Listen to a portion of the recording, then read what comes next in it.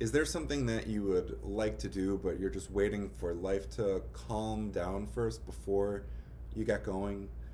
It could be writing a book or learning a new language or taking time to work on yourself, your relationship, whatever it is. The reason why I'm asking that is because in most conversations I have with very busy, unfulfilled people, the most common objection I get is, sure, I'd love to do this, I'd love to work on this, it's really important to me, but I have a lot going on. So let me just wait for things to calm down and then we can get started. But you know, and I know what happens with that, where that leads, which is nowhere because life isn't going to calm down. Life will never just clear the board for us and say, hey, Philippe, please, that novel that you want to write, oh, you wanted to learn Spanish? Why don't we clear out 6 months of time? Nothing else will happen, nothing will be asked of you.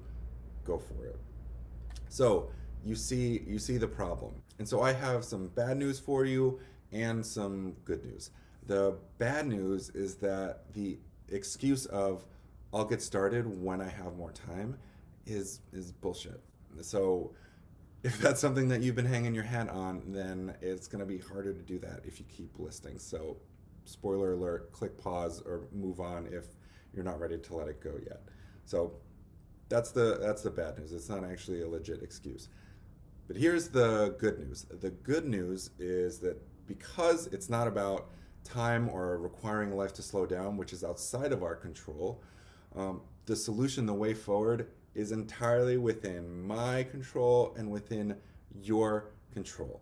And specifically, it's around how we approach our goal. So, what is the thing that we want to make more time for? The thing that we would do if life calmed down. And when we are in this place and we're struggling and kind of like waiting for life to calm down before we move forward, it's usually because one of two things are happening with the goals that we've set. One is they're not clear enough. We're too vague on what it is we would do if we had more time. And vagueness will always lose out to specificity.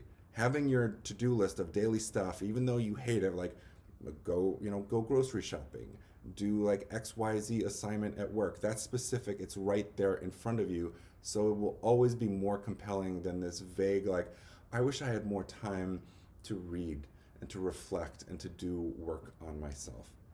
So one, you need to get clearer on your goals if you're not. If you can't answer the question, what exactly would I do if I had more time? You're probably not clear enough. And that is a major source that's feeding this excuse that you have. So that's one.